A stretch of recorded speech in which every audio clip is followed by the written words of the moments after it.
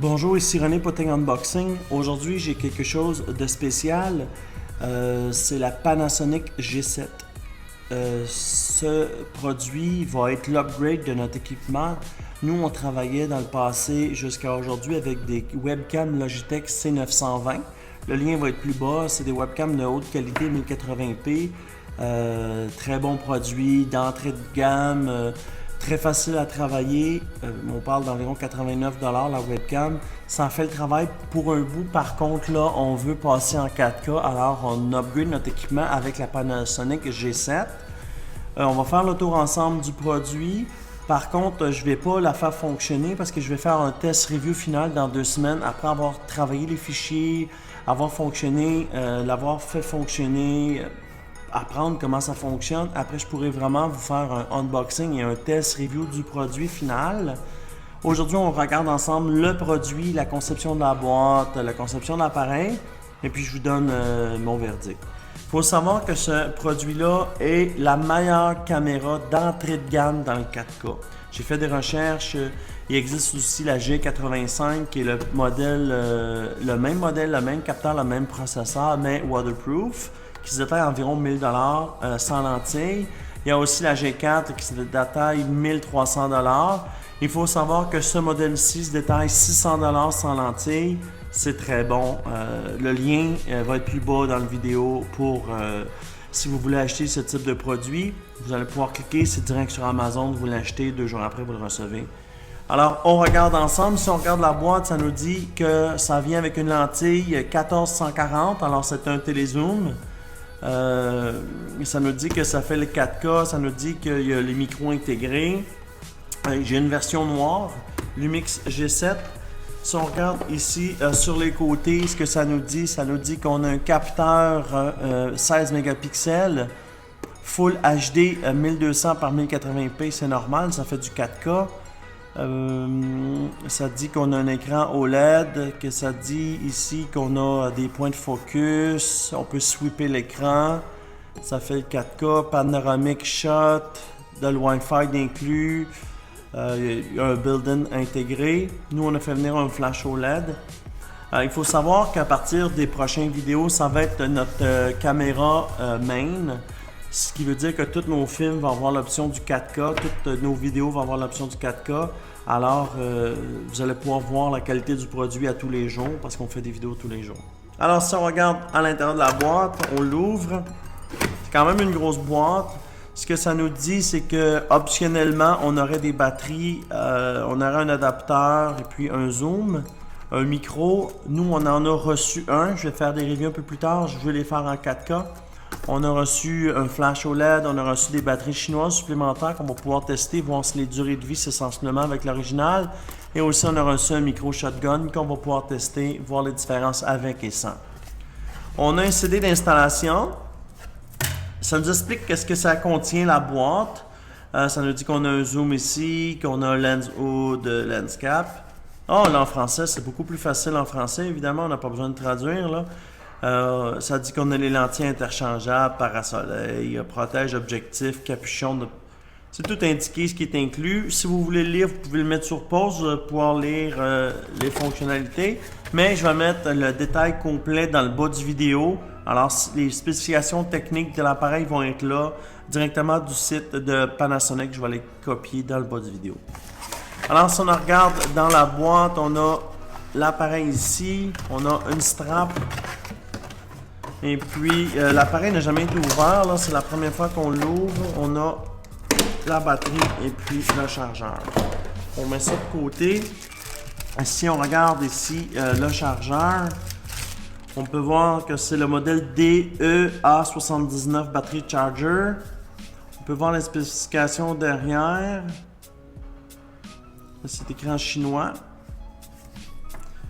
Je n'ai pas de certification UL sur le chargeur. Par contre, c'est Panasonic. Il faut savoir que Panasonic utilise que des produits de qualité, mais je ne vois pas de certification au niveau des certifications canadiennes au niveau de l'alimentation de recharge. Alors, ça va être à vérifier. Au niveau de la batterie, on a un bon bloc de batterie. Je vais le vérifier. Ok, ce que ça nous dit, c'est qu'on a une 7.2 volts 1200 mAh. C'est une batterie originale Lumix Panasonic. On a un câble. C'est un câble propriétaire. Je ne connais pas ce type USB-A. C'est un type propriétaire, je crois. Ouais, c'est un type propriétaire de Panasonic. C'est pas un câble compatible. Ça prend extrêmement ce câble-là pour faire fonctionner. Je vais, dans une vidéo finale, je vais vous dire à quoi il sert, mais ça doit être pour transférer les photos.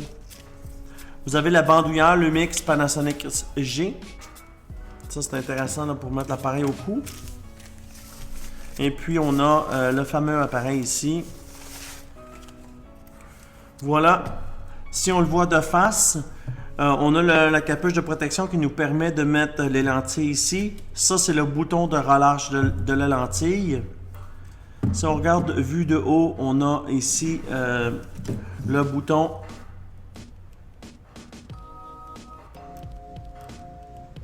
Je ne sais pas à quoi il sert le bouton, mais je crois que ça va être pour naviguer dans le menu ici. Ce qui est cool de cet appareil-là, c'est que nous, on va pouvoir tourner l'écran et puis pouvoir se voir au niveau des futures vidéos, parce que là, on parle à la caméra, mais on ne se voit pas. Maintenant, on va pouvoir se voir, c'est un plus. Et puis, si on regarde ici, on a le Wi-Fi, on a le micro intégré et puis on a le 4K. Si on regarde ici un peu, ici on a notre viseur. Ici, on a le flash release. Dans le fond, c'est le bouton du flash intégré. Ici, on a les options du focus, autofocus au niveau de la lentille. Ici, on a les modes. Alors, on aurait le mode manuel. C'est tous les modes standards d'une caméra. Ici, on a le 4K retardateur, le mode des auto-white. Si on regarde sur le côté ici, je prends vraiment le temps de faire le tour parce que j'ai cherché pour voir s'il y avait un micro intégré. Il a fallu que je fasse 6 vidéos pour m'apercevoir que oui, il y avait un truc là, pour un micro in. Alors avec le canon, le micro canon, on va pouvoir rentrer notre micro ici. Ici, on a les ganses, les attaches pour l'appareil. Ici, on a le shuffle, dans le fond, ce qui nous permet de prendre les photos. Ça, c'est un bouton rec, je suppose. Ici, on a tous les menus, là, menu, play, dispo. On a tous les menus setup pour entrer dans la caméra qui vont être faits un peu plus tard. Et puis, on a vraiment l'appareil ici qui nous dit que c'est une Panasonic G7. Les complaintes étaient si l'appareil est sur un trépied, alors la batterie ou la carte mémoire va être difficile à être accessible parce que la porte va ouvrir seulement comme ceci. Par contre, nous, on a un support, alors il n'y aura pas de difficulté là, pour ouvrir cette porte. Mais c'était une des complaintes. Maintenant, la G5, la porte est dans l'autre sens. Alors, c'est très bien fait. L'appareil se prend en main, c'est pas très lourd. Moi, j'avais un Canon 20D et puis c'est un truc avec des miroirs qui bougent à l'intérieur. Maintenant, ça, c'est sans miroir. Alors, on peut voir que l'épaisseur est beaucoup plus mince. L'appareil est très léger. On s'en va au salon de l'auto un peu plus tard. Alors, on va pouvoir tester l'appareil, voir le nombre de photos qu'on prend et puis faire une review complète de l'appareil, les impressions après 100 ou 300 ou 400 photos. On peut voir sur le côté ici les ports. On a notre port digital audio, on a notre port HDMI et puis on a notre port, c'est un mini HDMI en passant, et puis on a notre port pour le remote. La caméra est très bien faite, on peut voir que la finition est bonne, il n'y a pas de plastique qui dépasse. On n'a pas l'impression que c'est un appareil à 600$, on a vraiment l'impression que c'est un appareil à quelques milliers de dollars. Là. Il y en a eu des Canon. Je me sens pas dans un autre pays là, avec cet appareil-là. Là. C'est très bien fait. Écoutez, ça fait vraiment le tour du unboxing. C'est sûr qu'on va vous donner les reviews après 7, 8, 10 films qu'on va vous faire après 2 semaines. On va faire la review complète de l'appareil avec les spécifications techniques, ce qu'on aime, ce qu'on n'aime pas. Ayant beaucoup pris plus de 100 000 photos dans ma jeune carrière de photographe, je vais être en mesure de bien vous expliquer les différences entre une Canon que j'avais dans le passé et puis cet appareil. Alors ça fait le tour, mon nom est René de Think Unboxing et puis aujourd'hui on a Think Unboxing en français.